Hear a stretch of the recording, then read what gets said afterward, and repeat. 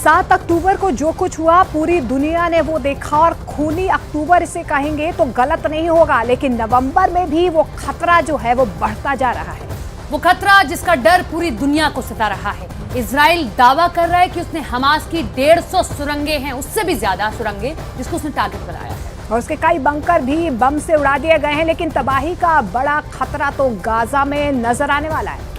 Gaza में नजर क्यों आने वाला है? क्योंकि इजराइल की बमबारी से मरने वालों की तादाद यहाँ 9,000 के पार हो चली है। और अब रूस ने भी कह दिया है कि इजराइल जिस तरह से गाजा पर हमले कर रहा है वो अंतर्राष्ट्रीय कानून के खिलाफ है।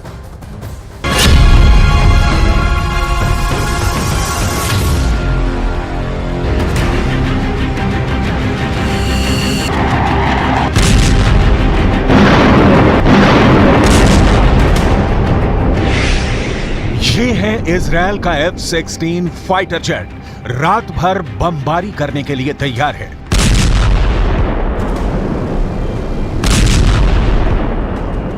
इसमें लगे हैं 4 बहुत ही खतरनाक बम। ये हैं जेडैम।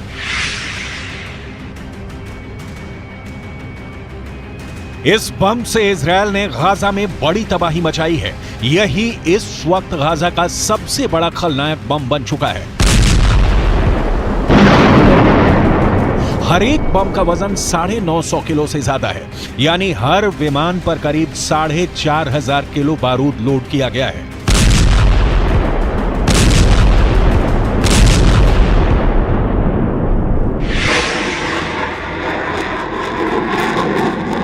जब गाजा में यह बम रात में फटता है तो ऐसा धमाका होता है। इजराइल को अमेरिका से मिले इस बम ने बहुत तबाही मचाई है।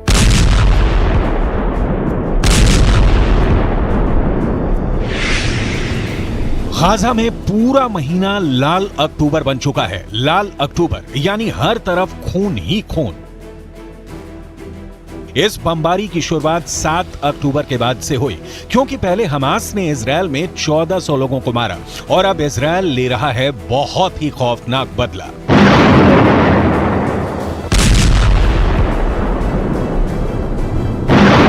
अक्टूबर में ही पश्चिम एशिया का यह हिस्सा 11,000 मौतों का गवाह बन चुका है। 11,000 मौत बहुत ही बड़ा आंकड़ा है। पश्चिम एशिया का यह हिस्सा बहुत दहला रहा है। दुनिया तक जब यहां की तस्वीरें पहुंच रही हैं, तो सवाल हो रहे हैं कि आखिर इजराइल ये बमबारी क्यों बंद नहीं करता। तो इजराइल का जवाब है कि हमास के खत्म होने तक गाजा पर बमबारी जारी रहेगी।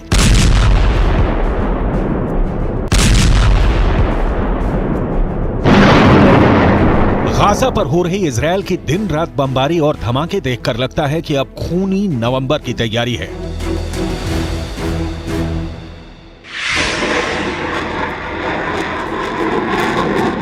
क्या ये हमले, क्या ये युद्ध नवंबर में भी जारी रहेगा? क्या नवंबर अब अक्टूबर से भी बहुत ज्यादा खूनी होने जा रहा है? क्या अपने 1,400 लोगों की मौत के बदले में इजराइल का बम गाजा में 14,000 लोगों की जान लेगा? इजराइल के लड़ाकू विमान और रोजाना इनकी उड़ान इशारा तो यही कर रही है। ये सुरमई रंग का विमान इजराइल का F-15 फाइटर जेट है। दुनिया के सबसे खतरनाक फाइटर जेट में से एक। ये विमान इजराइल को अमेरिका से मिला है। ये पीले रंग का विमान इजराइल का F-16 फाइटर जेट है और गाजा पर सबसे ज्यादा बम इसी लड़ाकू विमान ने बरसाए हैं। ये विमान रोजाना बॉम्बिंग मिशन के लिए तैयार किए जाते हैं और फिर रात भर बमबारी होती है।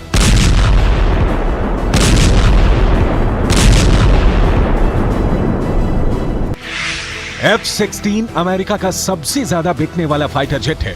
यह 2,200 किलोमीटर तक की रफ्तार से उड़ सकता है। यह फाइटर जेट 900 किलोमीटर की रेंज में ऑपरेट कर सकता है। इस विमान में बहुत ही आधुनिक रेडार और सेंसर लगे हुए हैं।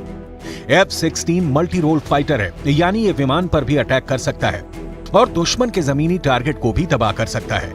ये ऐसा सिंगल इंजन वाला फाइटर जेट है जो बहुत ही भरोसेमंद माना जाता है और ये 50,000 की फीट की ऊंचाई तक ऑपरेट कर सकता है। अब इजराइल इस विमान से दिन रात बमबारी कर रहा है।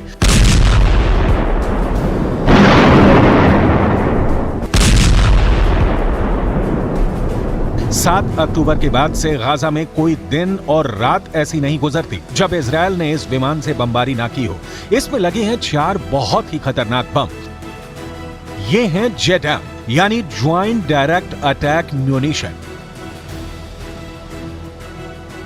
अमेरिका से इजरायल को मिला ये बम बहुत ही खतरनाक तबाही मचाता है। जमीन पर कुछ बाकी नहीं बचता। इसी बम से गाजा की कई मल्टी स्टोरी बिल्डिंग चंद सेकंड में पूरी तरह से गिरा दी गई।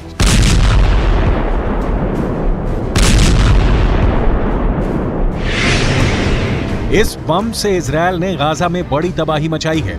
यही इस वक्त गाजा का सबसे बड़ा खलनायक बना हुआ है। JDAM को लेकर डर इसलिए और ज्यादा बढ़ जाता है क्योंकि अल अहली जैसा हाल अब गाजा के सबसे बड़े अस्पताल अल शिफा का भी हो सकता है।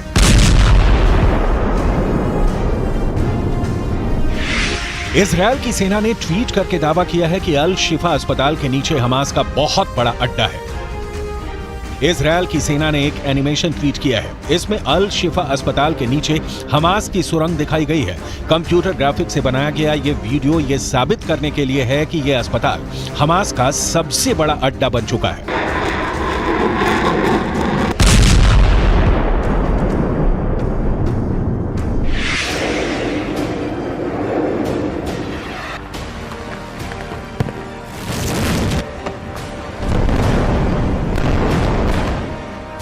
17 अक्टूबर को इजरायल पर बहुत बड़ा इल्जाम लगा था जब गाजा के अल अहली अस्पताल पर एक बम फटा।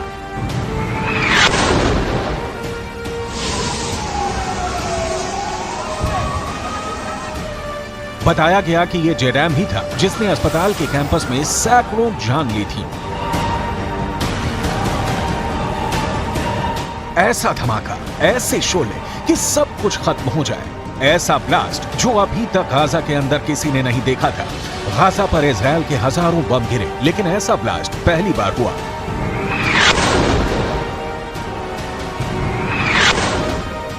जब ये बम गिरा तो सैकड़ों लोग फौरन मारे गए।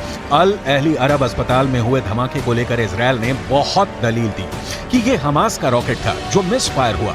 यही वजह है कि JDAM जैसे बम फिर से डर पैदा कर रहे हैं और सबसे बड़ा सवाल तो बन ही चुके हैं। गाजा में लाल अक्टूबर के बाद क्या नवंबर में भी खून की नदियां बहने लगेंगी? गाजा और इजरायल इस वक्त बहुत बड़ी हिंसा के दौर से गुजर रहे हैं।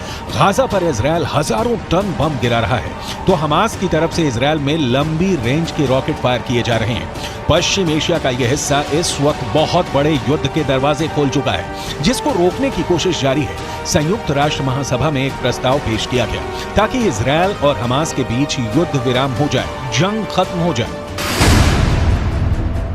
दुनिया के 120 देशों ने इस प्रस्ताव का समर्थन किया तो 14 देशों ने इसके खिलाफ वोट किया, जबकि भारत इस वोटिंग में शामिल नहीं हुआ।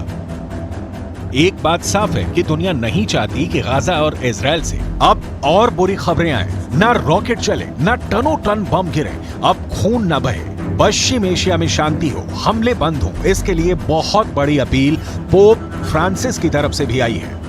Scuoti l'animo di chi è intrappolato dall'odio, converti chi alimenta e fomenta conflitti, asciuga le lacrime dei bambini, quest'ora piangono tanto. Assisti chi è solo e anziano, sostieni i feriti, gli ammalati, proteggi chi ha dovuto lasciare la propria terra e gli affetti più cari, consola gli sfiduciati, ridesta speranza. Gaza में रात में हमले कैसे हो रहे हैं इसकी तस्वीरें भी आने लगी हैं। गाजा में इस वक्त ना बिजली है, पानी की किल्लत है, ना फोन है, ना इंटरनेट है। इस वक्त गाजा का संपर्क पूरी तरह दुनिया से कट चुका है। रात भर इजरायल की बमबारी होती है और दिन भर लोग मलबे में जिंदा बचे लोगों को तलाश करते हैं। गाजा को लेकर तनाव वेस्ट बैंक में भी फैल गया है। जब से गाजा का संपर्क दुनिया से कटा है तब से वेस्ट बैंक में रहने वाले फिलिस्तीनियों में इजरायल के खिलाफ गुस्सा बढ़ गया है। गाजा में खुल्लम खुल्ला ग्राउंड ऑपरेशन चलाने में इजरायल अब भी बच रहा है। उसकी बड़ी वजह है कि इजरायल के ताबड़तोड़ हमलों के बीच हमास भी खामोश है, हिजबुल्लाह भी खास एक्टिव नहीं हो रहा है। इन दोनों की खामोशी इजरायल को परेशान कर रही है और वो गाजा में ग्राउंड ऑपरेशन के लिए पूरी तरह से तैयार नजर नहीं आ रहा। गाजा के आसपास इजरायल के टैंक लगातार घूम रहे हैं, तो लेबनान बॉर्डर पर भी इजरायल की सेना चौकस हो गई है, क्योंकि गाजा में घुसने के बाद हिजबुल्लाह और ईरान से पहले ही बड़े हमले की धमकी मिली हुई है। I say frankly to the American statesmen who are now managing the genocide in Palestine that we do not welcome to expansion of the war in the region. But I warn, if the genocide in Gaza continues, they will not be spared from this fight.